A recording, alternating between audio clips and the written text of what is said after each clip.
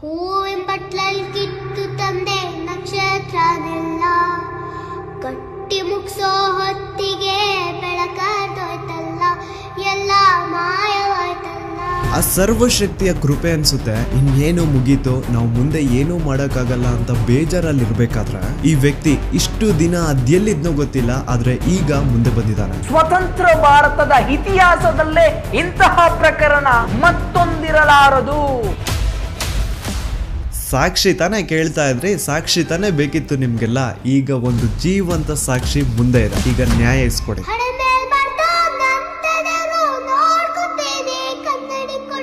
ಅದೇ ಒಂದು ನೇತ್ರಾವತಿ ನದಿ ತೀರದಲ್ಲಿ ಡೈಲಿ ಒಂದು ಹೆಣ ಬೀಳೋದು.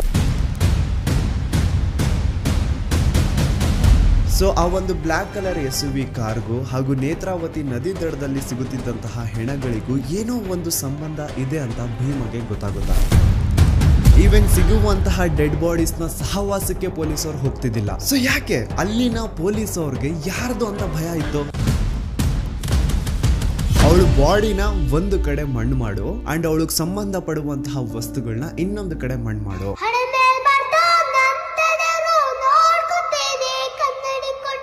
ಪಾಪ ಹುಡುಗಿ ಯಾರ ಮಗಳಿದ್ಲೋ ಗೊತ್ತಿಲ್ಲ, ಆದ್ರೆ ಮಣ್ಣಲ್ಲಿ ಗುರ್ತಿಲ್ದೇನೆ ಮಣ್ಣಾಗ್ಬಿಟ್ಟಿರ್ತಾಳೆ.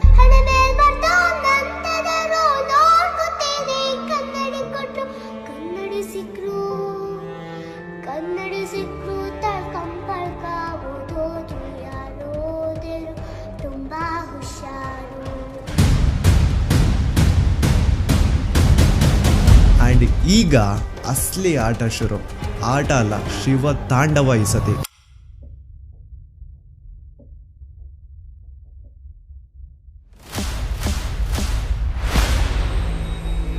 27 ಫೆಬ್ರವರಿ 2025. ನಾನು ಈ ಒಂದು ಚಾನಲ್ ಅಲ್ಲಿ ಒಂದು ವಿಡಿಯೋ ಅಪ್ಲೋಡ್ ಮಾಡಿದ್ದೆ ಸೌಜನ್ಯ ಮರ್ಡರ್ ಕೇಸ್ ಬಗ್ಗೆ. ಆ ಒಂದು ವಿಡಿಯೋ ಯಾವ ತರ ಸೆನ್ಸೇಷನಲ್ ಆಯ್ತು ಅಂತ ಈಗ ಆಲ್ರೆಡಿ ಎಲ್ರಿಗೂ ಗೊತ್ತಿದೆ. ಅದಾದ್ಮೇಲೆ ಬಹಳಷ್ಟು ಸೋ ಕಾಲ್ಡ್ ಜ್ಞಾನಿಗಳು ಮುಂದೆ ಬಂದು ಒಂದ್ ಸವಾಲ್ ಹಾಕಿದ್ರು. ನೀವು ಹೇಳೋದಕ್ಕೆಲ್ಲ ನಿಮ್ ಹತ್ರ ಸಾಕ್ಷಿ ಇದೆ ಅಂದ್ರೆ ಆ ಸಾಕ್ಷಿನ ಪಬ್ಲಿಕ್ ಮಾಡಿ ಅಥವಾ ಕೋರ್ಟ್ ತಗೊಂಡು ಹೋಗ್ಕೊಡಿ, ಬೀದಿ ರಂಪಾಟ ಯಾಕೆ ಮಾಡ್ತಿದ್ದೀರಾ ಅಂತ. ಅದಾದ್ಮೇಲೆ ನಾನು ಒಂದು ವಿಡಿಯೋ ಮಾಡಿದೆ ಸಾಕ್ಷಿ ನಾಶ ಅಂತ. ಅಂಡ್ ಆ ಒಂದು ವಿಡಿಯೋದಲ್ಲಿ ಪಾಯಿಂಟ್ ಟು ಪಾಯಿಂಟ್ ಎಕ್ಸ್ಪ್ಲೈನ್ ಮಾಡಿದೀನಿ ಹೇಗೆ ಸೌಜನ್ಯ ಕೇಸಲ್ಲಿ ಬಹಳಷ್ಟು ಸಾಕ್ಷಿಗಳು ನಾಶ ಆಗಿದಾವೆ ಅಂತ. ಆದ್ರೂ ಕೆಲವೊಬ್ರದ್ದು ಮಾತ್ರ ಅದೇ ಇದ್ದಿದ್ದೆ, ಕೋರ್ಟ್ ಅಲ್ಲಿ ಹೋಗಿ ನ್ಯಾಯ ಕೇಳಿ ಬೀದಿ ರಂಪಾಟ ಯಾಕೆ ಮಾಡ್ತಿದ್ದೀರಾ ಅಂತ. ಹಾನೆಸ್ಟ್ಲಿ ಹೇಳ್ಬೇಕು ಅಂತಂದ್ರೆ, ಮನ್ಸಾಕ್ಷಿ ಮುಟ್ಕೊಂಡು ಹೇಳ್ಬೇಕು ಅಂದ್ರೆ ಸೌಜನ್ಯ ಕೇಸಲ್ಲಿ ಬಹಳಷ್ಟು ಸಾಕ್ಷಿಗಳು ನಾಶ ಆಗಿದಾವೆ. ಅಂಡ್ ಮಿಕ್ಕಿರುವಂತಹ ಸಾಕ್ಷಿಗಳನ್ನ ಇಟ್ಕೊಂಡು ಕೋರ್ಟ್ ಅಲ್ಲಿ ಹೋಗಿ ನ್ಯಾಯ ಕೇಳಿದ್ರೆ ನ್ಯಾಯ ಸಿಗೋದು ಬಹಳ ಕಷ್ಟ. ಸೊ ಏನಪ್ಪಾ ಮಾಡೋದು, ನಮ್ ಕಣ್ಣು ಮುಂದೆನೆ ಆರೋಪಿಗಳು ಐಷಾರಾಮಿ ಜೀವನ ನಡೆಸ್ತಿದ್ದಾರೆ, ಆದ್ರೆ ಸಾಕ್ಷಿ ಇಲ್ದೆ ಅವ್ರನ್ನೇನು ಮಾಡಕ್ ಆಗ್ತಿಲ್ವಲ್ಲ ಅಂತ ಬೇಜಾರಲ್ಲಿ ಇರ್ಬೇಕಾದ್ರೆ ಆ ಸರ್ವಶಕ್ತಿಯ ಕೃಪೆ ಅನ್ಸುತ್ತೆ ಇನ್ನೇನು ಮುಗೀತು, ನಾವು ಮುಂದೆ ಏನೂ ಮಾಡಕ್ಕಾಗಲ್ಲ ಅಂತ ಬೇಜಾರಲ್ಲಿ ಇರ್ಬೇಕಾದ್ರೆ ಈ ವ್ಯಕ್ತಿ ಇಷ್ಟು ದಿನ ಅದೆಲ್ಲಿದ್ನೋ ಗೊತ್ತಿಲ್ಲ, ಆದ್ರೆ ಈಗ ಮುಂದೆ ಬಂದಿದ್ದಾನೆ. ಅಂಡ್ ಈ ವ್ಯಕ್ತಿ ಧರ್ಮಸ್ಥಳದಲ್ಲಿ 23 ವರ್ಷಗಳ ಕಾಲ ಕೆಲಸ ಮಾಡಿದಾನೆ. ಅಂಡ್ ಅದು ಯಾವ ತರ ಕೆಲಸ ಗೊತ್ತಾ, ದಣಿಗಳು ಮಾಡಿ ಅಥವಾ ಮಾಡಿ ಬಿಸಾಡಿರುವಂತಹ ಹೆಣಗಳನ್ನ ಯಾರಿಗೂ ಗೊತ್ತಾಗದಿರೋ ರೀತಿ ಎತ್ಕೊಂಡು ಹೋಗಿ ಎಲ್ಲೋ ದೂರದಲ್ಲಿ ಯಾವ್ದೋ ಕಾಡಲ್ಲಿ ಮಣ್ಣು ಮಾಡ್ಬಿಟ್ಟು ಬರೋದು, ಇದು ಈ ವ್ಯಕ್ತಿಯ ಕೆಲಸ.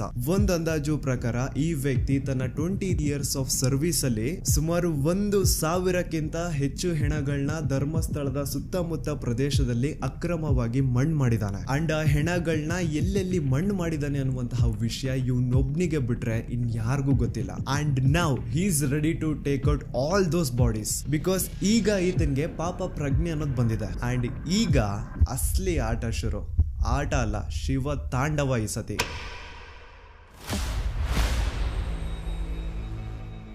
ಇಯರ್ 1995 ಮಂಡ್ಯ ಜಿಲ್ಲೆಯ ಒಂದು ಚಿಕ್ಕ ಹಳ್ಳಿ, ಹೆಸರು ರಾಂಪುರ ಅಂತ. ಈ ಊರಲ್ಲಿ 17 ವರ್ಷದ ಒಬ್ಬ ಹುಡುಗ ಇರ್ತಾನೆ. ಅಂಡ್ ಇವನ್ ಹೆಸರೇ ಭೀಮಾ ಅಂತ. ಒಂದು ದಲಿತ ಕುಟುಂಬಕ್ಕೆ ಬಿಲಾಂಗ್ ಮಾಡುವಂತಹ ಈ ಹುಡುಗನ್ಗೆ ಓದು ಬರಹ ಅನ್ನೋದು ತಲೆಗೆ ಹತ್ತಿರಲ್ಲ. ಸೊ ಇವನು ಸ್ಕೂಲ್ಗೂ ಸಹ ಹೋಗದೆ ಊರಲ್ಲಿ ಖಾಲಿ ಪಿಲಿ ಓಡಾಡ್ಕೊಂಡಿರ್ತಾನೆ. ಭೀಮಾಗೆ ಒಬ್ಬ ಅಣ್ಣ ಇರ್ತಾನೆ. ಅಂಡ್ ಅವನು ಧರ್ಮಸ್ಥಳದಲ್ಲಿ ಇರುವಂತಹ ಶ್ರೀ ಮಂಜುನಾಥ ಸ್ವಾಮಿ ದೇವಸ್ಥಾನದಲ್ಲಿ ಈಗ ಆಲ್ರೆಡಿ ಕೆಲಸ ಮಾಡ್ತಾ ಇರ್ತಾನೆ. ಈ ಕಡೆ ಊರಲ್ಲಿ ಭೀಮಾ ಸ್ಕೂಲ್ಗೂ ಸಹ ಹೋಗದೆ ಎಲ್ಲೂ ಕೆಲ್ಸಕ್ಕೆ ಸಹ ಹೋಗದೆ ಸುಮ್ನೆ ಊರಲ್ಲಿ ಖಾಲಿ ಪಿಲಿ ಓಡಾಡ್ತಾ ಇರೋದನ್ನ ನೋಡಕ್ಕಾಗ್ದೆ ಭೀಮ ಅವ್ರ ಅಣ್ಣ ಭೀಮನ ತನ್ನ ಜೊತೆಗೆ ಧರ್ಮಸ್ಥಳ ಕರ್ಕೊಂಡ್ ಬಂದು ಅದೇ ಶ್ರೀ ಮಂಜುನಾಥ ಸ್ವಾಮಿ ದೇವಸ್ಥಾನದಲ್ಲಿ ಕೆಲ್ಸಕ್ಕೆ ಸೇರಿಸ್ತಾನೆ. ತನ್ನ ಅಣ್ಣನ ಸಹಾಯದಿಂದ ಧರ್ಮಸ್ಥಳಕ್ಕೆ ಬಂದಂತಹ ಭೀಮಗೆ ಅಲ್ಲೇ ಇರುವಂತಹ ಶ್ರೀ ಮಂಜುನಾಥ ಸ್ವಾಮಿ ದೇವಸ್ಥಾನದಲ್ಲಿ ಕೆಲ್ಸನೂ ಸಹ ಸಿಗುತ್ತೆ. ಕೆಲ್ಸ ಏನಪ್ಪಾ ಅಂತಂದ್ರೆ ನೇತ್ರಾವತಿ ಸ್ನಾನಘಟ್ಟ ಹತ್ರ ಕಸ ಹೊಡೆಯುವಂತಹ ಕೆಲ್ಸ. ಆ ಒಂದು ನೇತ್ರಾವತಿ ಸ್ನಾನಘಟ್ಟ ಆ ರೀಜನ್ ಏನಿತ್ತು ಅದನ್ನ ನೀಟಾಗಿ ಇಟ್ಕೊಳ್ಳೋದು ಇವನ್ ಡ್ಯೂಟಿ. ಇವನ್ಗೆ 25 ರೂಪಾಯಿ ಸ್ಟಾರ್ಟಿಂಗ್ ಸಂಬಳ ಇರುತ್ತೆ ಅಂಡ್ ಇರೋದಕ್ಕೆ ಅಂತ ಮಾಹಿತಿ ಕಚೇರಿ ಮೇಲೆ ಒಂದು ರೂಮ್ ನು ಸಹ ಕೊಟ್ಟಿರ್ತಾರೆ. ಇನಿಷಿಯಲ್ ಡೇಸ್ ಅಲ್ಲಿ ಎಲ್ಲಾನು ತುಂಬಾ ಚೆನ್ನಾಗಿರುತ್ತೆ. ಇವನ್ ತನ್ನ ಪಾಡಿಗೆ ತಾನು ಕೆಲಸ ಮಾಡ್ಕೊಂಡು ಜನ ಸೇವೆ ಮಾಡ್ಕೊಂಡು ಕಸ ಗುಡಿಸ್ಕೊಂಡು ಆರಾಮಾಗಿರ್ತಾನೆ. ಅಂಡ್ ತಿಂಗಳು ಕೊನೆ ಬಂತು ಅಂದ್ರೆ ವೀರೇಂದ್ರ ಜೈನ್ ಅವ್ರ ಹತ್ರ ಹೋಗಿ ಸ್ಯಾಲ್ರಿನು ಇಸ್ಕೊಳ್ತಾ ಇರ್ತಾನೆ. ಮಂತ್ ಎಂಡ್ ಅಲ್ಲಿ ವೀರೇಂದ್ರ ಜೈನ್ ಎಲ್ಲಾರ್ಗು ಸ್ಯಾಲರೀಸ್ ಕೊಡ್ತಾ ಇದ್ದಿದ್ದು. ಅಂಡ್ ಭೀಮಾ ಅಂತಹ ಯಾರಾದ್ರೂ ದಲಿತ ಸಮುದಾಯಕ್ಕೆ ಬಿಲಾಂಗ್ ಮಾಡುವಂತವ್ರು ದುಡ್ಡು ಇಸ್ಕೊಳಕ್ ಬಂದ್ರೆ ಆಯಪ್ಪ ವೀರೇಂದ್ರ ಜೈನ್ ಏನ್ ಮಾಡೋನು ಅಂದ್ರೆ ನೀಟಾಗಿ ದುಡ್ಡನ್ನ ಕೈ ಕೊಡೋ ಬದಲು ಹಿಂಗೆ ಬುಟ್ಟಿ ಒಳಗಡೆಯಿಂದ ಹಣ ಎತ್ಕೊಂಡು ಅವ್ರ ಕಡೆ ಬಿಸಾಡೋರಂತ. ಚಿಕ್ಕ ವಯಸ್ಸಿಂದನೂ ಜಾತಿ ಭೇದ ಭಾವ ನೋಡ್ಕೊಂಡು ಬೆಳೆದಿರುವಂತಹ ಭೀಮಾಗೆ ಇದೇನು ಹೊಸ ವಿಷಯ ಇರಲಿಲ್ಲ. ಸೊ ಇವನು ಸ್ಯಾಲ್ರಿ ಇಸ್ಕೊಂಡು ಅದೇ ಒಂದು 25 ರೂಪಾಯಿಲಿ ತನ್ನ ಆರಾಮ್ ಜೀವನನ ನಡೆಸ್ತಾ ಇದ್ದ. ಆದ್ರೆ slowly he started to notice something mysterious. ತಾನೇನು ನೇತ್ರಾವತಿ ಸ್ನಾನ ಘಟ್ಟದಲ್ಲಿ ಕಸ ಗುಡಿಸುವಂತಹ ಕೆಲಸ ಮಾಡ್ತಾ ಇದ್ನೋ ಅದೇ ಒಂದು ನೇತ್ರಾವತಿ ನದಿ ತೀರದಲ್ಲಿ ಡೈಲಿ ಒಂದು ಹೆಣ ಬೀಳೋದು. ನೋಡೋರ್ಗ್ ಹೇಗ್ ಅನ್ಸೋದು ಅಂದ್ರೆ ಯಾರೋ ಪಾಪ ನೀರಿಗೆ ಬಿದ್ದು ಸತ್ ಹೋಗಿರ್ಬೇಕು ಅಂತ ಜನ ಅನ್ಕೊಳ್ಳೋರು. ಆದ್ರೆ ನೀರಲ್ಲಿ ಬಿದ್ದು ಸತ್ತಂತವರ ಮೃತದೇಹ ನೀರಲ್ಲೇ ಸಿಗ್ಬೇಕು ಹೊರತು ದಡದಲ್ಲಿ ಹೇಗ್ ಸಿಗುತ್ತೆ? ಏನ್ ಆ ಶವಗಳು ಇಷ್ಟೊತ್ತು ನೀರಲ್ಲಿ ಇದ್ದಿದ್ ಸಾಕು ಇನ್ನು ಹೋಗ್ಬಿಟ್ಟು ದಡದಲ್ಲಿ ಮಲ್ಕೊಳ್ಳುವ ಅಂತ ಎದ್ದು ಬರೋಕಾಗುತ್ತಾ? ಇಲ್ಲ ತಾನೆ. ಸೊ ಇದೇ ಒಂದು ಡೌಟ್ ಭೀಮಗೆ ಬರುತ್ತಾ. ಈಗ ಭೀಮ ಪ್ರತಿಯೊಂದು ಸೂಕ್ಷ್ಮವಾಗಿ ಅಬ್ಸರ್ವ್ ಮಾಡ್ಲಿಕ್ಕೆ ಸ್ಟಾರ್ಟ್ ಮಾಡ್ತಾನೆ. ಕೆಲವೊಂದ್ಸತಿ ಏನಾಗೋದು ಅಂದ್ರೆ ರಾತ್ರಿ ಹೊತ್ತಲ್ಲಿ ನೇತ್ರಾವತಿ ನದಿ ಹತ್ರ ಒಂದು ಬ್ಲಾಕ್ ಕಲರ್ SUV ಕಾರ್ ಕಾಣಿಸ್ಕೊಳ್ಳೋದಂತೆ. ಆ ಕಾರ್ ನ ನಂಬರು ಈಗ ಭೀಮಗೆ ನೆನಪಿರೋ ಹಾಗೆ 505 ಇರಬೇಕು. ಸೊ ಈ ಕಾರು ಯಾವಾಗೆಲ್ಲ ನೇತ್ರಾವತಿ ನದಿ ಹತ್ರ ಕಾಣಿಸ್ಕೊಳ್ಳೋದು ಅದ್ರ ನೆಕ್ಸ್ಟ್ ದಿನ ಅದೇ ಒಂದು ನೇತ್ರಾವತಿ ನದಿ ಹತ್ರ ಒಂದು ಹೆಣ ಸಿಗೋದು. ಸೊ ಆ ಒಂದು ಬ್ಲಾಕ್ ಕಲರ್ SUV ಕಾರ್ಗೂ ಹಾಗೂ ನೇತ್ರಾವತಿ ನದಿ ದಡದಲ್ಲಿ ಸಿಗುತ್ತಿದ್ದಂತಹ ಹೆಣಗಳಿಗೂ ಏನೋ ಒಂದು ಸಂಬಂಧ ಇದೆ ಅಂತ ಭೀಮಗೆ ಗೊತ್ತಾಗುತ್ತಾ. ಆದ್ರೆ ಅವನ್ ಈ ವಿಚಾರನ ಯಾರ ಜೊತೆನೂ ಹಂಚ್ಕೊಳ್ಳಲ್ಲ. ಯಾಕೆ ಬೇಕ್ಬಿಡು ನಮ್ಗೆ ಅಂತ ಸುಮ್ಮನೆ ಇರ್ತಾನೆ. ದೆನ್ ಬರ್ತಾ ಭೀಮ ಕೆಲ್ಸಕ್ಕೆ ಸೇರ್ಕೊಂಡಿದ್ದು 2-3 ವರ್ಷ ಆದ್ಮೇಲೆ ಭೀಮನ ಸೂಪರ್ವೈಸರ್ ರಾಜೇಂದ್ರ ದಾಸ್ ಭೀಮನ ಕರೆಸಿ ಒಂದು ಅಪರಿಚಿತ ಮಹಿಳೆಯ ಹೆಣ ಸಿಕ್ಕಿದೆ, ಅದನ್ನ ಯಾರಿಗೂ ಗೊತ್ತಾಗ್ದಿರೋ ರೀತಿ ಎಲ್ಲಾದ್ರೂ ದೂರದಲ್ಲಿ ತಗೊಂಡು ಹೋಗಿ ನೀನ್ ಮಣ್ಣು ಮಾಡ್ಬೇಕು. ಇಷ್ಟನೋ ಕಷ್ಟನೋ ಭೀಮ ಈ ಒಂದು ಕೆಲ್ಸನ ಒಪ್ಕೊಳ್ಳೇಬೇಕಿತ್ತು. ಇಲ್ಲ ಅನ್ನೋ ಆಗಿರ್ಲಿಲ್ಲ. ಏನೋ ಇದೊಂದ್ಸತಿ ಈ ಕೆಲ್ಸ ಮಾಡು ಅಂತವ್ರೆ ಬಿಡು ಮಾಡ್ಕೊಡುವ ಅಂತ ಭೀಮ ಆ ಕೆಲ್ಸನ ಮಾಡ್ಕೊಡ್ತಾನೆ. ಆದ್ರೆ ಮುಂದೆ ಹೋಗಿ ಅಪರಿಚಿತ ಹೆಣಗಳನ್ನ ಅಕ್ರಮವಾಗಿ ಹೂತ್ ಹಾಕೋದೆ ಭೀಮನ ಕೆಲಸ ಆಗೋಗುತ್ತಾ. ಯಾವ ಒಂದು ಮಾಹಿತಿ ಕಚೇರಿ ಮೇಲೆ ಭೀಮಗೆ ರೂಮ್ ಕೊಟ್ಟಿದ್ರೋ ಅದೇ ಒಂದು ಮಾಹಿತಿ ಕಚೇರಿಯಿಂದ ಭೀಮಗೆ ಡೈಲಿ ಕಾಲ್ ಬರುತ್ತಾ. ಅಂಡ್ ಆ ಕಾಲ್ ಅಲ್ಲಿ ಭೀಮನ ಸೂಪರ್ವೈಸರ್ಸ್ ಇಂತಿಂತ ಕಡೆ ಹೆಣ ಬಿದ್ದಿದೆ ಅಂತ ಹೇಳೋರು. ಅಲ್ಲಿಗೆ ಭೀಮ ಹೋಗಿ ಆ ಹೆಣನ ಎತ್ಕೊಂಡು ಯಾರಿಗೂ ಗೊತ್ತಾಗದೇ ಇರೋ ರೀತಿ ಕದ್ದು ಮುಚ್ಚಿ ಎಲ್ಲಾದ್ರೂ ದೂರದ ಪ್ರದೇಶದಲ್ಲಿ ಅದನ್ನ ಮಣ್ಣು ಮಾಡ್ಬಿಟ್ಟು ಬರೋಣ. ಡೈಲಿ 1-2 ಹೆಣಗಳನ್ನ ಹೂತಾಕೋದೆ ಇದನ್ ಕೆಲ್ಸ. ಬೆಳಿಗ್ಗೆ ಒಂದು ಹೆಣ ಬಿದ್ದಿದೆ ಹೋಗಿ ಹೂತಾಕಿ ಬಾ ಅಂತ ಮಾಹಿತಿ ಕಚೇರಿಯಿಂದ ಕಾಲ್ ಬರೋದು. ತಕ್ಷಣಕ್ಕೆ ಭೀಮ ಹೋಗಿ ಆ ಒಂದು ಹೆಣನ ಹೂತಾಕಿ ಬಂದು ಚೂರ್ ರೆಸ್ಟ್ ಮಾಡ್ತಿದ್ದಂಗೆ ಸಂಜೆ ಅಷ್ಟರಲ್ಲಿ ಇನ್ನೊಂದ್ಸತಿ ಕಾಲ್ ಬರೋದು. ಅಗೇನ್ ಭೀಮ ಹೋಗಿ ಇನ್ನೊಂದು ಹೆಣನ ಅಕ್ರಮವಾಗಿ ಹೂತಾಕ್ ಬರೋನು. ಈ ಭೀಮ ಈ ತರ ಬಹಳಷ್ಟು ಹೆಣಗಳನ್ನ ಅಕ್ರಮವಾಗಿ ಹೂತಾಕಿದಾನೆ. ಅಂಡ್ ತನ್ನ ಹೂತಾಕಿರುವಂತಹ ಹೆಣಗಳಲ್ಲಿ ಬಹಳಷ್ಟು ಹೆಣಗಳು ಹೆಂಗಸರ್ದಿರುತ್ತೆ ಹಾಗೂ ಅಪ್ರಾಪ್ತ ವಯಸ್ಸಿನ ಬಾಲಕಿಯರ್ದಿರುತ್ತೆ. ಸೊ ಭೀಮಗೆ ಆಗಿಂದಾನೆ ಪಾಪ ಪ್ರಜ್ಞೆ ಅನ್ನೋದು ಕಾಡ್ತಾ ಇರುತ್ತೆ. ಅಂಡ್ ಇವನು ಬೇಸತ್ ಹೋಗಿರ್ತಾನೆ ತಾನು ಮಾಡ್ತಿರುವಂತಹ ಕೆಲ್ಸದಿಂದ. ಇವನ್ಗೂ ಮದ್ವೆ ಆಗಿರುತ್ತೆ, ಮಕ್ಕಳಿರ್ತಾರೆ, ಅದನ್ನು ಹೆಣ್ಣು ಮಕ್ಕಳಿರ್ತಾರೆ. ಸೊ ಕಂಡವ್ರ ಹೆಣ್ಮಕ್ಳನ್ನ ಅವ್ರ ಮನೆಯವ್ರಿಗೂ ತಿಳಿಸದೆ ಪ್ರಾಪರ್ ಅಂತ್ಯಕ್ರಿಯೆ ಅನ್ನೋದು ಮಾಡದೆ ತಾನು ಹೋಗಿ ಅಕ್ರಮವಾಗಿ ಮಣ್ಣು ಮಾಡಿ ಬರ್ತಾ ಇದ್ರೆ ಎಲ್ಲಿ ಆ ಪಾಪ ತನ್ನ ಮಕ್ಕಳಿಗೂ ತಟ್ಟುಬಿಡುತ್ತೆ ಅನ್ನೋದೊಂದು ಭಯ ಇವನ್ಗೆ. ಆದ್ರೆ ಬೇರೆ ಆಪ್ಷನ್ ಇಲ್ಲ, ಬೇರೆ ವಿಧಿನೇ ಇಲ್ಲ. ಆ ಮಾಹಿತಿ ಕಚೇರಿ ಅವ್ರಿಗೆ ತನ್ನ ಸೂಪರ್ವೈಸರ್ಸ್ಗೆ ನಾನು ಇನ್ಮೇಲೆಯಿಂದ ಈ ಕೆಲಸ ಮಾಡಲ್ಲ ಅಂತ ಏನಾದ್ರು ಹೇಳ್ಬಿಟ್ರೆ ಅವರು ಇವನ್ನ ತುಂಡಾಗಿ ಕತ್ತರಿಸ್ತೀವಿ ಅಂತ ಹೆದರ್ಸಿರ್ತಾರ. ಹೋಗ್ಲಿ ಅಟ್ಲೀಸ್ಟ್ ಪೊಲೀಸ್ ಅವ್ರಿಗಾದ್ರೂ ಈ ವಿಷಯನ ತಿಳಿಸೋಣ, ಪೊಲೀಸ್ ಅವರಿಂದ ಹೆಲ್ಪ್ ತಗೊಳ್ಳೋಣ ಅಂದ್ರೆ ಅಲ್ಲಿನ ಪೊಲೀಸ್ ಅವರು ಬೆಳ್ತಂಗಡಿ ಪೊಲೀಸ್ ಸ್ಟೇಷನ್ ಪೊಲೀಸ್ ಅವರೆಲ್ಲ ವೀರೇಂದ್ರ ಜೈನ್ ನ ಚಾಟುಗಳು. ಅವ್ರಿಗೆ ಸರ್ಕಾರದಿಂದ ಒಂದು ಸಂಬಳ ಸಿಗ್ತಾ ಇದ್ರೆ ವೀರೇಂದ್ರ ಜೈನ್ ಇಂದ ಇನ್ನೊಂದು ಸಂಬಳ ಸಿಗ್ತಾ ಇರುತ್ತೆ. ಭೀಮ ತನ್ನ ಕಣ್ಣಾರೆ ಕಂಡಿದ್ದಾನೆ ಈ ಬೆಳ್ತಂಗಡಿ ಪೊಲೀಸ್ ಅವರು ಪ್ರತಿ ತಿಂಗಳು 1ನೇ ತಾರೀಕು ವೀರೇಂದ್ರ ಜೈನ್ ನ ಮನೆ ಮುಂದೆ ಬಂದು ನಾಯಿಗಳ ತರ ನಿಂತಿರೋರಂತೆ. ಅಂಡ್ ವೀರೇಂದ್ರ ಜೈನ್ ಬಂದು ಅವ್ರಗಳಿಗೆ ಬಿಸ್ಕೆಟ್ ತರ ಹಣ ಹಂಚ್ತಾ ಇದ್ದಿದ್ದು. ಆಗಿನ ಬೆಳ್ತಂಗಡಿ ಪೊಲೀಸ್ ಅವರು ಎಷ್ಟು ಕರಪ್ಟೆಡ್ ಇದ್ರು ಅಂತ ಒಂದು ಇನ್ಸಿಡೆಂಟ್ ಮೂಲಕ ನಿಮ್ಗೆ ಎಕ್ಸ್ಪ್ಲೇನ್ ಮಾಡ್ತೇನೆ. 2010 ಧರ್ಮಸ್ಥಳ ಕಲ್ಲೇರಿ ಹತ್ರ ಒಂದು ರೋಡ್ ಸೈಡ್ ಅಲ್ಲಿ ಪೆಟ್ರೋಲ್ ಪಂಪ್ ಇರುತ್ತೆ ಅಂಡ್ ಆ ಒಂದು ಪೆಟ್ರೋಲ್ ಪಂಪ್ ಇಂದ ಸುಮಾರು 200 ಮೀಟರ್ ದೂರ ಸ್ವಲ್ಪ ಜನರ ಕಡಿಮೆ ಓಡಾಟ ಇರುವಂತಹ ಜಾಗದಲ್ಲಿ ಒಂದು 14 ರಿಂದ 15 ವರ್ಷದ ಹುಡುಗಿಯ ಹೆಣ ಬಿದ್ದಿರೋತ. ಯಾರೋ ಆ ಹುಡುಗಿನ ಮರ್ಡರ್ ಮಾಡಿ ಸಾಯಿಸಿದ್ದಾರೆ ಅಂತ ಆ ಹುಡುಗಿಯ ದೇಹ ನೋಡಿದ್ರೆ ಕ್ಲಿಯರ್ ಆಗಿ ಗೊತ್ತಾಗ್ತಾ ಇರುತ್ತೆ. ಆ ಹುಡುಗಿಯ ಮೈ ಮೇಲೆ ಒಂದು ಶರ್ಟ್ ಮಾತ್ರ ಇರುತ್ತೆ, ಕೆಳಗಡೆ ಸ್ಕರ್ಟ್ ಆತರ ಏನೂ ಇರಲ್ಲ, ಇನ್ನರ್ ವೇರ್ಸ್ ಸಹ ಮಿಸ್ಸಿಂಗ್ ಇರ್ತವೆ ಅಂಡ್ ಆ ಹುಡುಗಿಯ ಸ್ಕೂಲ್ ಬ್ಯಾಗ್ ಬುಕ್ಸ್ ಎಲ್ಲ ಅಲ್ಲೆಲ್ಲೇ ಬಿದ್ದಿರ್ತವೆ. ಭೀಮನ ಮಾಹಿತಿ ಕಚೇರಿ ಅವರು ಆ ಹುಡುಗಿಯ ಹೆಣ ಸಿಕ್ಕಿದೆ ಅಂತೆ, ಅವಳನ್ನ ಮಣ್ಣು ಮಾಡ್ಬಿಟ್ ಬಾ ಅಂತ ಸ್ಪಾಟ್ ಕಳ್ಸಿರ್ತಾರೆ ಅಂಡ್ ಭೀಮ ಸ್ಪಾಟ್ ಬಂದು ನೋಡ್ತಾನೆ. ಅಲ್ಲಿ ಆಲ್ರೆಡಿ ಆ ಹುಡುಗಿಯ ಮೃತದೇಹ ಹತ್ರ ಇಬ್ರು ಪೊಲೀಸ್ ಅವ್ರು ನಿಂತಿರ್ತಾರೆ. ಹೇಳ್ಬೇಕು ಅಂದ್ರೆ ಅನ್ನ ತಿನ್ನೋ ಮನುಷ್ಯರೇನಾದ್ರು ಆ ಪೊಲೀಸ್ ಅವ್ರು ಆಗಿದ್ರೆ ಆ ಹುಡುಗಿ ಯಾರು, ಅವಳು ಯಾರ ಮಗಳು, ಅವಳು ಅಲ್ಲಿಗೆ ಹೇಗ್ ಬಂದ್ಲು, ಅವಳ ಜೊತೆ ಆತರ ಘೋರ ಕೃತ್ಯ ಮಾಡಿದವ್ರು ಯಾರು, ಅದನ್ನೆಲ್ಲ ಕಂಡು ಹಿಡಿದು ಆ ಹುಡುಗಿಯ ಬಾಡಿನ ಮನೆಯವ್ರಿಗೆ ತಲುಪಿಸ್ಬೇಕಿತ್ತು. ಆದ್ರೆ ಪೊಲೀಸ್ ಅವರು ಏನ್ ಮಾಡ್ತಾರೆ ಗೊತ್ತಾ, ಸ್ಪಾಟ್ಗೆ ಭೀಮ ಬಂದಿದ ತಕ್ಷಣ ಅವನ ಕೈಯಿಂದ ಒಂದು ಗುಂಡಿ ತೋಡಿಸಿ ಆ ಒಂದು ಗುಂಡಿ ಒಳಗಡೆ ಆ ಹುಡುಗಿಯ ಬಾಡಿನ ಮುಚ್ಚಾಕು ಅಂತ ಹೇಳ್ತಾರೆ. ಆ ಕಡೆ ಭೀಮ ಗುಂಡಿನ ತೋಡ್ತಾ ಇರ್ಬೇಕಾದ್ರೆ ಈ ಕಡೆ ಪೊಲೀಸ್ ಅವ್ರಿಗೆ ಆ ಹುಡುಗಿಯ ಸ್ಕೂಲ್ ಬುಕ್ಸ್ ಇಂದ ಅವಳ ಅಡ್ರೆಸ್ ಸಿಕ್ಕಿರುತ್ತೆ, ಪಟ್ರಾಮೆ ವಿಲೇಜ್ ಅಂತ ಇರುತ್ತೆ. ಇದನ್ನ ಕೇಳಿಸ್ಕೊಂಡು ಭೀಮ ಹೇಳ್ತಾನೆ, ಸರ್ ಅಡ್ರೆಸ್ ಸಿಕ್ಕಿದೆ ಅಲ್ಲ, ಅಟ್ಲೀಸ್ಟ್ ಮನೆಯವ್ರಿಗೆ ವಿಷಯ ಆದ್ರೂ ತಿಳಿಸಿ, ಅವ್ರಾದ್ರೂ ಅಟ್ಲೀಸ್ಟ್ ಈ ಹುಡುಗಿಗೆ ಪ್ರಾಪರ್ ವೇಲಿ ಅಂತ್ಯಕ್ರಿಯೆ ಆದ್ರೂ ಮಾಡ್ಕೊಳ್ತಾರೆ ಅಂತ ಹೇಳಿದ್ರೆ ಆ ಪೊಲೀಸ್ ಆಫೀಸರು ಮುಚ್ಕೊಂಡು ನಿನ್ಗೆ ಹೇಳಿರುವಂತಹ ಕೆಲಸ ನೀನ್ ಮಾಡು ಅಂತ ಅವಾಜ್ ಹಾಕ್ತಾನಂತೆ. ಪಾಪ ಆ ಹುಡುಗಿ ಯಾರ ಮಗಳಿದ್ಲೋ ಗೊತ್ತಿಲ್ಲ, ಆದ್ರೆ ಮಣ್ಣಲ್ಲಿ ಗುರ್ತಿಲ್ದೇನೆ ಮಣ್ಣಾಗ್ಬಿಟ್ಟಿರ್ತಾಳೆ. ಇದೇ ತರ ಸುಮಾರು ಜನ ಹೆಂಗಸರದು ಅಪ್ರಾಪ್ತ ವಯಸ್ಸಿನ ಬಾಲಕಿಯರದು ಎಷ್ಟೋ ಹೆಣಗಳನ್ನ ಭೀಮ ಅಕ್ರಮವಾಗಿ ಪೊಲೀಸ್ ಅವರು ಮುಂದೆನೆ ಮಣ್ಣು ಮಾಡಿರ್ತಾನೆ.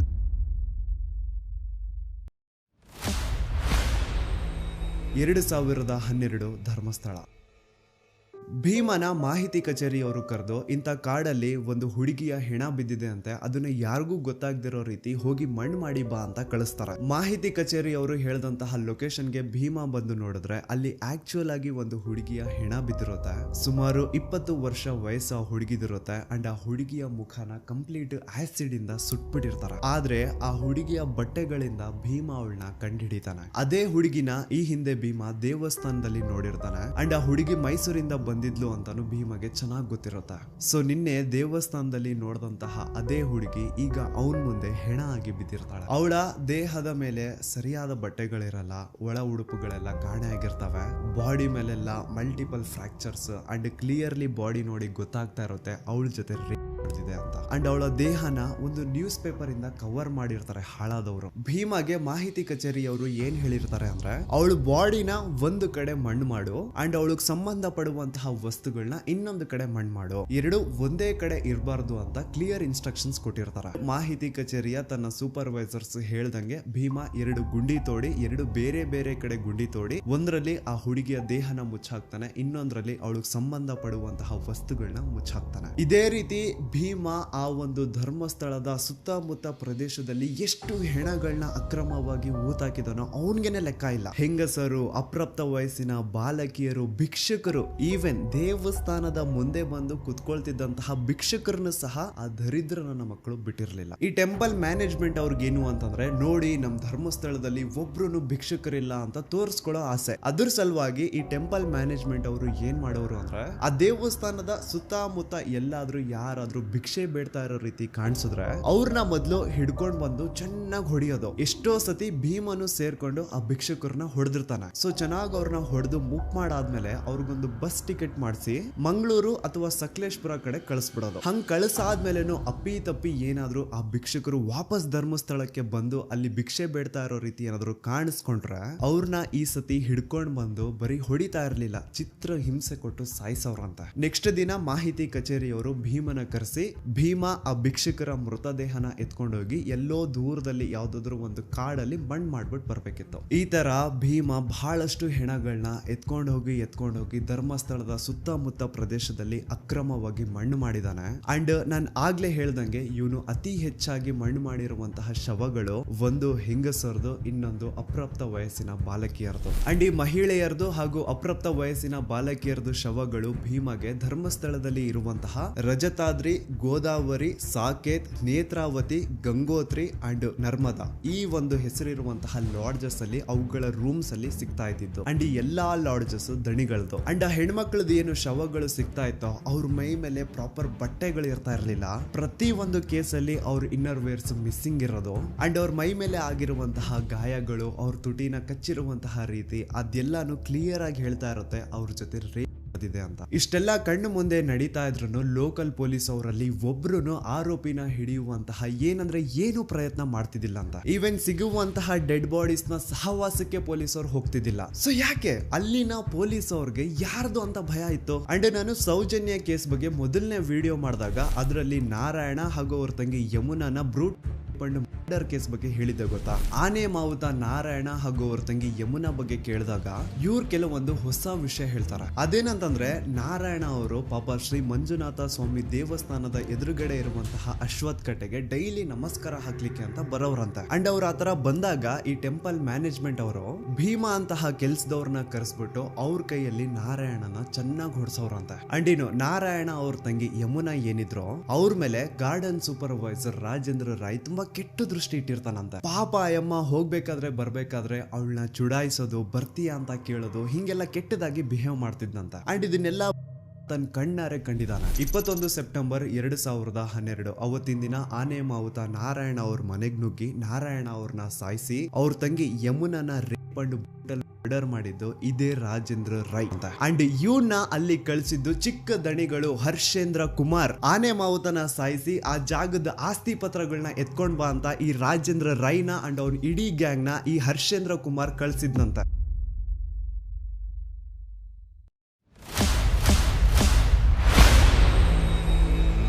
9 ಅಕ್ಟೋಬರ್ 2012 ಭೀಮಾ ಊರಿಗೆ ಹೋಗಿರ್ತಾನೆ. ಅಂಡ್ ಮಧ್ಯರಾತ್ರಿ 11-12 ಗಂಟೆ ಹಾಗೆ ಭೀಮನ ಮ್ಯಾನೇಜರ್ ಆದಂತಹ ಬಾಲಕೃಷ್ಣ ಅವ್ರ ಕಡೆಯಿಂದ ಕಾಲ್ ಬರುತ್ತೆ. ಅಂಡ್ ಅವರು ಕಾಲ್ ಮಾಡಿ ಎಲ್ಲಿದ್ಯಾ ಬೇಗ ಬಾ, ಇಲ್ಲಿ ಒಂದು ಹುಡುಗಿಯ ಹೆಣ ಬಿದ್ದಿದೆ, ಇದನ್ನ ಬೇಗ ಮಣ್ಣು ಮಾಡಬೇಕು ಅಂತ ಕರೀತಾರೆ. ಆದ್ರೆ ಭೀಮಾ ಇಲ್ಲ ಸಾಹೇಬ್ರೆ ನಾನು ಊರಿಗೆ ಬಂದಿದ್ದೀನಿ ಬರೋಕ್ಕಾಗಲ್ಲ ಅಂತ ಹೇಳಿದಾಗ ಹಾ ನೀನ್ ಊರಿಗೆ ಹೋಗಿದ್ಯಾ, ಹೇಳ್ದೆ ಕೇಳ್ದೆ ಯಾವಾಗ ಊರಿಗೆ ಹೋದೆ ನೀನು, ನಿಮ್ಗೆಲ್ಲ ಹೇಳೋರ್ ಕೇಳೋರ್ ಯಾರು ಇಲ್ವಾ ಅಂತ ಬೈಕೊಂಡು ಕಾಲ್ ಕಟ್ ಮಾಡ್ತಾರೆ. ನೆಕ್ಸ್ಟ್ ದಿನ ಅಂದ್ರೆ 10 ಅಕ್ಟೋಬರ್ 2012 ಭೀಮಾ ಊರಿಂದ ಧರ್ಮಸ್ಥಳಕ್ಕೆ ವಾಪಸ್ ಬರ್ತಾನೆ. ಅಂಡ್ ಬಂದಾದ್ಮೇಲೆ ಅವನಿಗೆ ಗೊತ್ತಾಗುತ್ತೆ ಹಿಂದಿನ ದಿನ ಮಧ್ಯರಾತ್ರಿ ತನ್ನ ಮ್ಯಾನೇಜರ್ ಬಾಲಕೃಷ್ಣ ಕಾಲ್ ಮಾಡಿ ಯಾವ ಒಂದು ಹುಡುಗಿಯ ಹೆಣನ ಹೂತಾಕ್ಬೇಕು ಅಂತ ಹೇಳಿದ್ನೋ ಆ ಹೆಣ ಬೇರೆ ಯಾರ್ದು ಅಲ್ಲ ಸೌಜನ್ಯದಿರುತ್ತೆ. ಮೇ ಬಿ ಹಿಂದಿನ ದಿನ ಏನಾದ್ರೂ ಭೀಮಾ ಧರ್ಮಸ್ಥಳದಲ್ಲೇ ಇದ್ದಿದ್ರೆ ಸೌಜನ್ಯನ ಬಾಡಿನೇ ಸಿಗ್ತಾ ಇರ್ಲಿಲ್ಲ ಅನ್ಸುತ್ತೆ. ಯಪ್ಪಾ ನನಗೆ ಒಂದು ಅರ್ಥ ಆಗ್ತಾ ಇಲ್ಲ, ಊರಲ್ಲಿ ಎಲ್ಲಾದ್ರೂ ಒಂದು ಅಪರಿಚಿತ ಹೆಣ ಬಿದ್ರೆ ಅದಕ್ಕೂ ಟೆಂಪಲ್ ಮ್ಯಾನೇಜ್ಮೆಂಟ್ ಅವ್ರಿಗೂ ಏನ್ ಸಂಬಂಧ? ಯಾರಿಗೂ ಇಲ್ದೇ ಇರುವಂತಹ ಚಿಂತೆ ಇವ್ರುಗಳಿಗೆ ಯಾಕೆ ಅಂತ. ಒಂದು ಅಪರಿಚಿತ ಹೆಣ ಅಂದ್ಮೇಲೆ ಅದು ಪೊಲೀಸ್ ಅವ್ರ ಜವಾಬ್ದಾರಿ, ಮುಂದೆ ಏನ್ ಮಾಡ್ಬೇಕು ಅನ್ನೋದು ಅವ್ರಗಳ ತಲೆನೋವು. ಸೊ ಎಲ್ಲೋ ಸಂಬಂಧನೇ ಇಲ್ಲದೆ ಬಿದ್ದಿರುವಂತಹ ಹೆಣಗಳಿಗೂ ದಣಿಗಳಿಗೂ ಟೆಂಪಲ್ ಮ್ಯಾನೇಜ್ಮೆಂಟ್ ಅವ್ರಿಗೂ ಏನ್ ಸಂಬಂಧ? ಈ ಪ್ರಶ್ನೆನ ನೀವು ನನಗ್ ಕೇಳೋದಲ್ಲ, ಆ ನಕಲಿ ಧರ್ಮಾಧಿಕಾರಿ ಇದಾನಲ್ವಾ ಅವನ್ಗೆ ಹೋಗ್ಬಿಟ್ಟು ಕೇಳಿ. ಯಾಕಪ್ಪ ಎಲ್ಲಿ ಅಪರಿಚಿತ ಹೆಣ ಸಿಕ್ಕರು ಯಾಕೆ ನಿಮ್ಮವ್ರು ಹೋಗ್ಬಿಟ್ಟು ಅದನ್ನ ಅಕ್ರಮವಾಗಿ ಹೂತಾಗಿ ಬರೋರು? ಯಾಕೆ ಈ ಕೆಲಸನ ಮಾಡೋರು? ಈ ಪ್ರಶ್ನೆನ ನೀವು ಹೋಗ್ಬಿಟ್ಟು ಆ ಧರ್ಮಾಧಿಕಾರಿಗೆ ಆ ಟೆಂಪಲ್ ಮ್ಯಾನೇಜ್ಮೆಂಟ್ ಅವ್ರಿಗೆ ಕೇಳಿ. ನಿಮ್ಗೆ ಸೌಜನ್ಯ ಪ್ರಕರಣದ ಪ್ರಮುಖ ಸಾಕ್ಷಿ ರವಿ ಪೂಜಾರಿ ಬಗ್ಗೆ ಲಾಸ್ಟ್ ವಿಡಿಯೋದಲ್ಲಿ ಹೇಳಿದ್ದೆ. ಸೊ ಸತ್ತಿರುವಂತಹ ಆ ರವಿ ಪೂಜಾರಿನ ಬೆಸ್ಟ್ ಫ್ರೆಂಡೇ ಈ ಭೀಮಾ. ಸೌಜನ್ಯ ಕೇಸು ಹೊರಗೆ ಬಂದ್ಮೇಲೆ ಆ ರವಿ ಪೂಜಾರಿ ಪಾಪ ಫುಲ್ಲು ಟೆನ್ಷನ್ ಅಲ್ಲಿ ಕುಡ್ಕೊಂಡು ಊಟ ನಿದ್ದೆ ಇಲ್ಲದೆ ಓಡಾಡ್ತಾ ಇರ್ತಾನಂತೆ. ಸೊ ತನ್ನ ಬೆಸ್ಟ್ ಫ್ರೆಂಡ್ ನ ಆ ಒಂದು ಪರಿಸ್ಥಿತಿನ ನೋಡಕ್ಕಾಗದೆ ಭೀಮಾ ಹೋಗ್ಬಿಟ್ಟು ರವಿ ಪೂಜಾರಿ ಹತ್ರ ಮಾತಾಡ್ತಾನೆ. ಯಾಕೆ ಮಗ ನೀನು ತುಂಬಾ ಟೆನ್ಷನ್ ಅಲ್ಲಿ ಕಾಣಿಸ್ತಾ ಇದೆಯಾ, ಕುಡ್ಕೊಂಡು ಓಡಾಡ್ತಿದ್ಯಾ, ಮನೆಯವ್ರಿಗೆಲ್ಲ ತುಂಬಾ ದುಡ್ಡು ಕಳಿಸಿದ್ಯಾ ಅಂತ, ಇಲ್ಲಿ ಬೇರೆ ಯಾರ್ಯಾರಿಗೂ ಸಾಲಗಳು ಕೊಡ್ತಿದ್ಯಾ, ಏನ್ ಕತೆ ಅರ್ಥ ಆಗ್ತಿಲ್ವಲ್ಲ, ಇಷ್ಟೊಂದು ದುಡ್ಡು ನಿನ್ನ ಹತ್ರ ಎಲ್ಲಿಂದ ಬಂತು ಅಂತ ಭೀಮಾ ಒತ್ತಿ ರವಿ ಪೂಜಾರಿ ಹತ್ರ ಕೇಳಿದಾಗ ಆಗ ಕೊನೆಗೆ ರವಿ ಪೂಜಾರಿ ಬಾಯ್ ಬಿಡ್ತಾನೆ. ಅಂಡ್ ರವಿ ಪೂಜಾರಿ ಭೀಮನ ಮುಂದೆ ಏನ್ ಹೇಳ್ತಾನೆ ಅಂದ್ರೆ, ಮೊನ್ನೆ ಸೌಜನ್ಯ ಅಂತ ಒಂದು ಹುಡುಗಿಯ ಹೆಣ ಸಿಕ್ತಲ್ವಾ, ನಿನಗ್ ಗೊತ್ತಾ ಆ ಹುಡುಗಿ ಜೊತೆ ಹಂಗ್ ಮಾಡಿರೋದು ಯಾರು ಅಂತ? ಭೀಮಾ ಇಲ್ಲ ನನಗ್ ಗೊತ್ತಿಲ್ಲ ಅಂದಾಗ ಅದಕ್ಕೆ ರವಿ ಪೂಜಾರಿ ಹೇಳ್ತಾನೆ, ಆ ಹುಡುಗಿ ಸೌಜನ್ಯ ಜೊತೆ ಆತರ ಮಾಡಿದ್ದು ಬೇರೆ ಯಾರು ಅಲ್ಲ, ಚಿಕ್ಕ ದಣಿಗಳ ಹರ್ಷೇಂದ್ರ ಕುಮಾರ್ ಅಂಡ್ ಆ ಹುಡುಗಿನ ಸಾಯಿಸಿ ಅವಳ ದೇಹನ ಎಲ್ಲಾದ್ರೂ ಬಿಸಾಡ್ರಿ ಅಂತ ಚಿಕ್ಕ ದಣಿಗಳು ಹೇಳಿದ್ರು. ಈ ವಿಷಯ ನಾನು ಎಲ್ಲೂ ಹೊರಗಡೆ ಬಿಟ್ಕೊಡ್ಬಾರ್ದು ಅಂತ ದಣಿಗಳು ನನಗೆ 25,000 ದುಡ್ಡು ಸಹ ಕೊಟ್ರು ಅಂತ ರವಿ ಪೂಜಾರಿ ಭೀಮನ ಮುಂದೆ ಹೇಳಿದಾನೆ. ಭೀಮಾಗೆ ಇದೆಲ್ಲ ಎಕ್ಸ್ಪೆಕ್ಟೆಡ್ ಇತ್ತು. ಸೊ ಅವನ್ಗೆ ರಿಯಲ್ ನೇಮ್ಸ್ ನ ಕೇಳಿದಾಗ ಅಂತ ಶಾಕ್ ಏನೂ ಆಗಿಲ್ಲ. ಭೀಮಾಗೆ ಈ ವಿಷಯ ಯಾಕೆ ಶಾಕಿಂಗ್ ಅನ್ಸಲ್ಲ ಅಂದ್ರೆ, ಇಷ್ಟು ವರ್ಷಗಳ ಕಾಲ ಅವನೇನು ಅಕ್ರಮವಾಗಿ ಹೆಣಗಳನ್ನ ಹೂತಾಕಿ ಬರ್ತಾ ಇದ್ದಾನೋ ಅದೆಲ್ಲ ದಣಿಗಳು ಮಾಡಿಟ್ಟಿರುವಂತಹ ಕರ್ಮಕಾಂಡಗಳು ಅಂತ ಅವನು ನಮಗ್ ಚೆನ್ನಾಗಿ ಗೊತ್ತಿದೆ. ಸೊ ಹಾಗಾಗಿ ಈಗ ರವಿ ಪೂಜಾರಿ ರಿಯಲ್ ನೇಮ್ಸ್ ನ ಹೇಳಿದ್ರು ಸಹ ಭೀಮಾಗೆ ಏನ್ ಶಾಕಿಂಗ್ ಅನ್ಸಿಲ್ಲ ಅದು. ಬಟ್ ಶಾಕಿಂಗ್ ಅನ್ಸಿದ್ ಏನು ಅಂದ್ರೆ ಭೀಮಾ ಹಾಗೂ ರವಿ ಪೂಜಾರಿ ನಡುವೆ ಈ ಒಂದು ಮಾತುಕತೆ ಆಗಿದ್ದು ಸ್ವಲ್ಪ ದಿನ ಆದ್ಮೇಲೆ ರವಿ ಪೂಜಾರಿ ಮಿಸ್ಟೀರಿಯಸ್ ಆಗಿ ಸತ್ ಹೋಗ್ತಾನೆ. ಆ ರವಿ ಪೂಜಾರಿ ಮಾಡ್ಕೊಂಡು ಸತ್ತೋದ ಅಂತ ಪೊಲೀಸ್ ಅವ್ರು ಹೇಳ್ತಾರೆ. ಆದ್ರೆ ರವಿ ಪೂಜಾರಿ ನಿಜವಾಗ್ಲೂ ಹೇಗ್ ಸತ್ತೋದ, ಅವನ್ನ ಯಾರು ಸಾಯಿಸಿದ್ರು, ಅವನ್ನ ಯಾಕೆ ಸಾಯಿಸಿದ್ರು, ಇದೆಲ್ಲ ವಿಷಯ ಭೀಮಾಗೆ ಚೆನ್ನಾಗಿ ಗೊತ್ತಿದೆ. ಸೊ ರವಿ ಪೂಜಾರಿನ ನಿಗೂಢ ಸಾವು ಆದ್ಮೇಲೆ ಭೀಮಾಗೆ ಒಂಥರ ಮನ್ಸಲ್ಲೇ ಭಯ ಸ್ಟಾರ್ಟ್. ಒಬ್ಬ ರೂಮ್ ಬಾಯ್ ಆಗಿ ಇಷ್ಟು ನಿಯತ್ತಾಗಿ ಅಷ್ಟು ವರ್ಷಗಳ ಕಾಲ ಕೆಲಸ ಮಾಡ್ಕೊಂಡು ಬಂದಂತಹ ಆ ರವಿ ಪೂಜಾರಿನೇ ಇವರು ಉಳಿಸಿಲ್ಲ. ಇನ್ನು ನನ್ನ ಬಿಡ್ತಾರ, ನಾನ್ ಬೇರೆ ಇವ್ರು ಮಾಡಿರುವಂತಹ ಕೊಲೆಗಳನ್ನೆಲ್ಲ ಎತ್ಕೊಂಡು ಹೋಗಿ ಮಣ್ಣು ಮಾಡಿ ಬಂದವನು, ನಾನ್ ಎಲ್ಲಾದ್ರೂ ಇನ್ ಫ್ಯೂಚರ್ ಯಾರ ಮುಂದೆ ಆದ್ರೂ ಬಾಯಿ ಬಿಟ್ಬಿಡ್ತೀನೇನೋ ಅಂತ ನನ್ನ ಇವತ್ತಿಲ್ಲ ನಾಳೆ ಮುಗಿಸ್ತಾರೆ. ಈ ತರ ಒಂದು ಭಯ ಭೀಮನ ಮನ್ಸಲ್ಲಿ ಸ್ಟಾರ್ಟ್ ಆಗಿ ಭೀಮಾ ತನ್ನ ಇಡೀ ಕುಟುಂಬನ ಕರ್ಕೊಂಡು ಹಿಂದೆ ಒಂದೂ ಸುಳಿವು ಬಿಡದೆ ಬೇರೆ ರಾಜ್ಯಕ್ಕೆ ಓಡಿ ಹೋಗ್ತಾನೆ. ಈಗ ಸೌಜನ್ಯ ಪ್ರಕರಣದಲ್ಲಿ ಆಗ್ತಿರುವಂತಹ ಬೆಳವಣಿಗೆಗಳು ನೋಡಿ ಮಹೇಶ್ ಶೆಟ್ಟಿ, ತಿಮ್ರೋಡಿ ಅವರು, Girish sir, Jayant sir and ಊರಿನ ಜನ ಎಲ್ಲ ದಣಿಗಳ ವಿರುದ್ಧ ನಿಂತಿರೋದ್ ನೋಡಿ ಈಗ ಈ ಭೀಮಾಗೆ ಧೈರ್ಯ ಬಂದು ಇವನು ಸಾಕ್ಷಿ ಹೇಳಲಿಕ್ಕೆ ಮುಂದೆ ಬಂದಿದ್ದಾನೆ. But he and his family needs safety and security. ಸಾಕ್ಷಿ ಸಂರಕ್ಷಣಾ ಕಾಯ್ದೆ ಅಡಿಯಲ್ಲಿ ಈತನ್ಗೇನಾದ್ರೂ ಸಂರಕ್ಷಣೆ ಸಿಕ್ಕರೆ ಈತ ಪ್ರತಿ ಒಂದು ವಿಷಯನ ಕೋರ್ಟ್ ಮುಂದೆ ಹೇಳಲಿಕ್ಕೆ ರೆಡಿ ಇದ್ದಾನೆ. ರೀಸೆಂಟ್ಲಿ ಭೀಮಾ ಯಾರಿಗೂ ಗೊತ್ತಾಗ್ದಿರೋ ರೀತಿ ಧರ್ಮಸ್ಥಳ ಗ್ರಾಮಕ್ಕೆ ವಾಪಸ್ ಹೋಗಿ ಕೊನೆಯದಾಗಿ ಅಕ್ರಮವಾಗಿ ಮಣ್ಣು ಮಾಡಿ ಮುಚ್ಚಾಕಿರುವಂತಹ ದೇಹನ ಹೊರಗೆ ತೆಗೆದು ಆ ಒಂದು ಅಸ್ಥಿ ಪಂಜರಗಳನ್ನ ತಂದು ತನ್ನ ಜೊತೆಗೆ ಇಟ್ಕೊಂಡಿದ್ದಾನೆ. ಅಂಡ್ ಈಗ ಆ ಒಂದು ಅಸ್ಥಿ ಪಂಜರನ ಪೊಲೀಸ್ ಸ್ಟೇಷನ್ಗೆ ಸಬ್ಮಿಟ್ ಮಾಡಿ ತಾನು ಕೂಡ ಸರೆಂಡರ್ ಆಗಿರ್ತಾನೆ. ಅಂಡ್ ಈ ವ್ಯಕ್ತಿಗೆ ಈಗೇನಾದ್ರೂ ಸಾಕ್ಷಿ ಸಂರಕ್ಷಣಾ ಕಾಯ್ದೆ ಅಡಿಯಲ್ಲಿ ಸಂರಕ್ಷಣೆ ಸಿಕ್ಕರೆ ಆ 23 ವರ್ಷಗಳ ಕಾಲ ತಾನೇನು ಧರ್ಮಸ್ಥಳದ ಸುತ್ತಮುತ್ತ ಪ್ರದೇಶದಲ್ಲಿ ಅಕ್ರಮವಾಗಿ ಹೂತಾಕಿರುವಂತಹ ಹೆಣಗಳಿದಾವೋ ಅದನ್ನೆಲ್ಲ ಹೊರಗೆ ತೆಗೆಯೋದಕ್ಕೆ ರೆಡಿ ಇದ್ದಾನೆ. ಇನ್ ಕೇಸ್ ಹೀಗೆ ಆಯ್ತು ಅನ್ಕೊಳ್ಳಿ, ರಾಶಿ ಅಸ್ಥಿ ಪಂಜರಗಳು ಹೊರಗೆ ಬೀಳ್ತಾವೆ. ಈಗ ಇಷ್ಟೆಲ್ಲ ಸತ್ಯ ಗೊತ್ತಾದ್ಮೇಲೂ ನೀವಿನ್ನೂ ಆ ನಕಲಿ ದೇವಮಾನವ ವೀರೇಂದ್ರ ಜೈನ್ ಅವ್ರ ತಮ್ಮ ಹರ್ಷೇಂದ್ರ ಜೈನ್ ಅಂಡ್ ಅವ್ರ ಇಡೀ ಕುಟುಂಬನ ಸಪೋರ್ಟ್ ಮಾಡ್ತೀರಾ ಅಂತಂದ್ರೆ ನಾಚಿಕೆ ಆಗ್ಬೇಕು ನಿಮ್ಗಳ ಜನ್ಮಕ್ಕೆ. ಸಾಕ್ಷಿ ತಾನೇ ಕೇಳ್ತಾ ಇದ್ರಿ, ಸಾಕ್ಷಿ ತಾನೇ ಬೇಕಿತ್ತು ನಿಮ್ಗೆಲ್ಲ. ಈಗ ಒಂದು ಜೀವಂತ ಸಾಕ್ಷಿ ಮುಂದೆ ಇದೆ, ಈಗ ನ್ಯಾಯ ಇಸ್ಕೊಡಿ. ಹೆಚ್ಚು ಕಡಿಮೆ 1,000 ಜನ ದಿಕ್ಕಿಲ್ಲ ದೆಸ ಇಲ್ಲ, ಅವ್ರ ಮನೆಯವ್ರಿಗೆ ಅವ್ರು ಸತ್ತಿದ್ದಾರೆ ಅನ್ನುವಂತಹ ವಿಷಯನೂ ಗೊತ್ತಿಲ್ಲ, ಹಂಗ ಮಾಡಿ ಅವ್ರನ್ನ ಮುಚ್ಚಾಕಿದಾರ. ಇಷ್ಟು ಕೇಳಿದ್ಮೇಲೆ ನಿಮ್ ರಕ್ತ